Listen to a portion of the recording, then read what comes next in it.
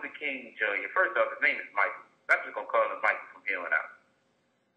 Yeah. Michael. Was an egregious Uncle Tom, a traitorous turncoat who I have no love for. Michael was a nobody. He was the coordinator of the Sunday school of the National Baptist Convention. His whole goal in life was to become the president of the National Baptist Convention and live out the rest of his days on the means of the congregation. Well, this didn't happen. There was an individual that actually ran more times than their whole constitution allowed. So Martin Luther King began to galvanize and cause a sectarian split within the National Baptist Convention because he wanted to be the president. You see, he had no organizational skills. He couldn't even become the president of the National Baptist Convention. When his father was a known somebody, you still couldn't get in. This dude was a nobody that they made somebody. You're a Sunday school teacher.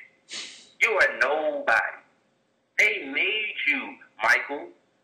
So they started a commotion with the National Baptist Convention, and what happened was they wanted to call roll for this upcoming election.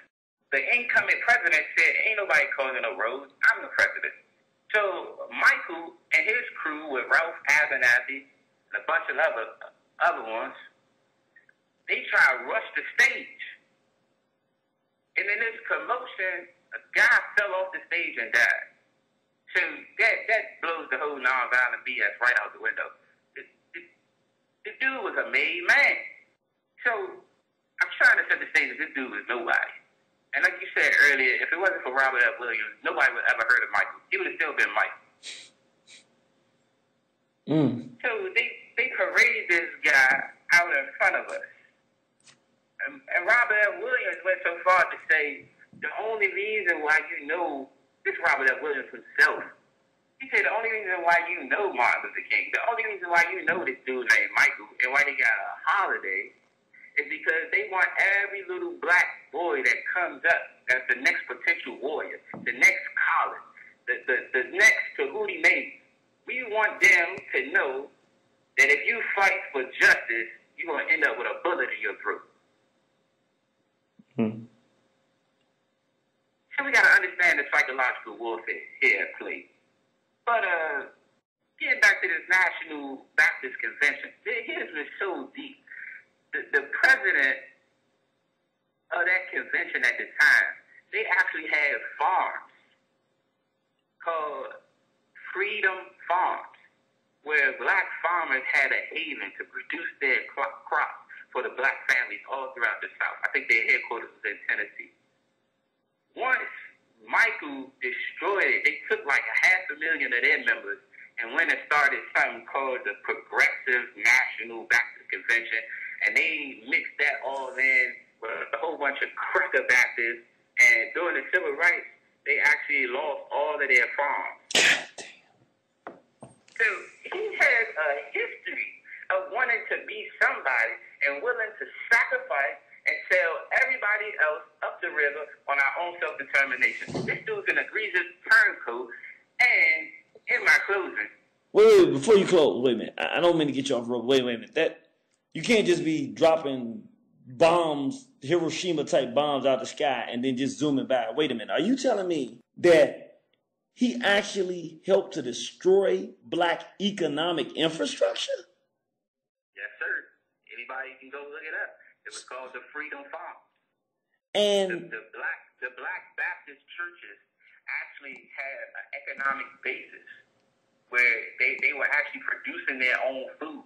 But because he could not be the president, because he had no organizational skills. Nowhere Martin went did he build an institution. Where's the SCLC? Nowhere has he built anything. He was maybe a motivator. He could say a few words and get you to come out and get hit over the head with a bat.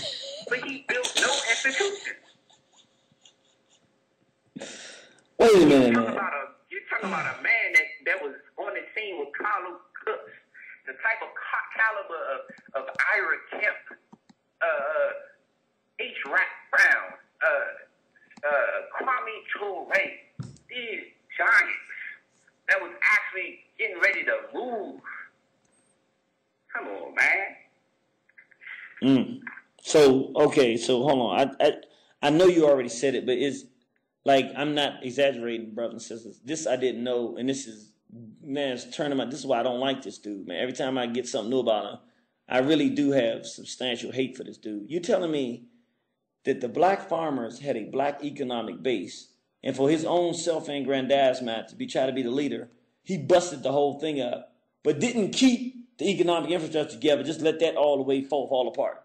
Exactly. It's crazy, Man, every time I find out something new about this dude, I despise him worse and worse. Man, that's so revolutionary, the freedom farms, man. Come on, man. But look at this, though. We ain't never did critical thinking. All right. The first American to ever receive a Nobel Peace Prize was Ralph Bunche. Come on now. Then this dude gets paraded out to get a Nobel Peace Prize. Come on now. Can you imagine you at war? Can you imagine if you was Robert F. Williams? Can you imagine if you was Stokely Carmichael? Could you imagine if you was members in the BLA, members in the Black Panthers, and you fighting against this beast? And this cracker come out with his smiling blue eyes talking about Michael, over here. Woo-hoo, Michael, you down in the trenches about to bring war to this cracker. And Michael says, yes, sir, steps up front and center to receive an award on behalf of racism, white supremacy. Here's your Nobel Peace Prize. How can you take an award from the enemy in the heat of battle? He's a faggot. He's a faggot, man. Come on, man. He's a faggot, man. Now, for anybody that wants to entertain this moral suasion, this fandom about, well, white people, they just don't know. Or we're going to overwhelm you with, come on, man. How about we go dig this Negro up and ask him how he feel about nonviolence now, that they done put a hollow point in his daggone face?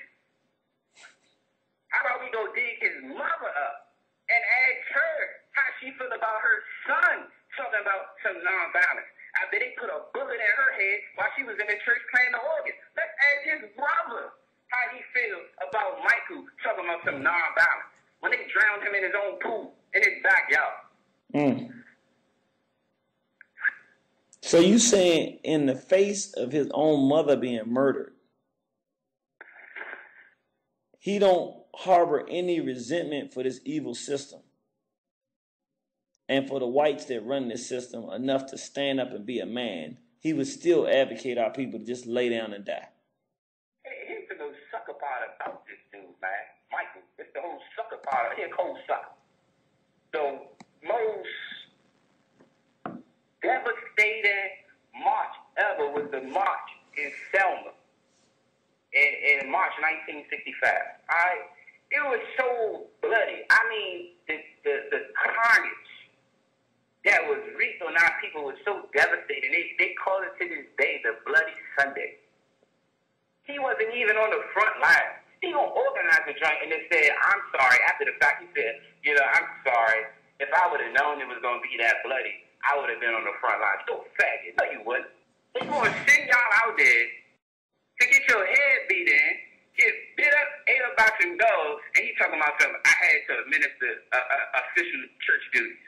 Come on, man. You missing in action. And then I know we keep talking about the fact that Michael never turned the corner.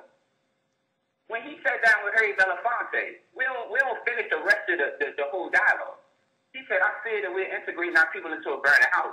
Harry Belafonte then came with a rebuttal. He said, well, Michael, what do you think we should do about it? He said, I think we should help put the fire out. How far is that from, is we sick, master? Let that joint burn. And look at the condition. Look at the state of the race today. And bury this Michael character. So you saying, you going, I ain't never heard nobody go this far. You said, forget about this Dr. Martin. This Bama is Michael? He was born Michael. So now we know that for an African, when an African transitions and get their new name, we respect that process. But you saying that this guy was so vile that you saying even the name he went by, he only deserved the title that he's given to make him somebody. And you saying he's that vile and detestable? This dude, man, he was. I ain't gonna say he in the top 10 of being the worst turncoat ever this race has ever seen. Man, now, I'll admit I don't like him and I bitterly dislike him, like to the point of sometimes wanting to say really harsh things, but I ain't never really consider him being that bad. But I'm sure you making an extremely compelling case, and I'm listening, and I'm emotionally and intellectually picking up what you're saying. Every time we find out something else about the guy, we realize that he did more and more damage, just substantial damage to our people that we don't even know about many times. And ain't that a trip? I ain't even got on see, like you said, it ain't even about slandering. This ain't emotional. This is like they say, it's just business. I'm in the business of liberate our people. So I could care less about you being in the Birmingham jail. I could care less about your house being firebombed. That happened to many. A lot of people died. It's not emotional. It's about liberation. And so we got to start putting these characters on the right side of history, and he don't fit the bill. We haven't even talked. Nobody can say we slandering it. We ain't even talked about the files that they locked down for 50 years. We ain't talked about him taking money from the church and doing all type of debaucherous activities with it.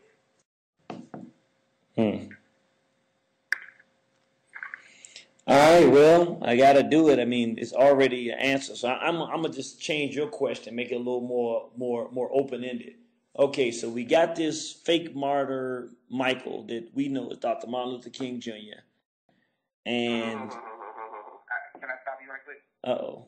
Yes, sir. One more critical piece.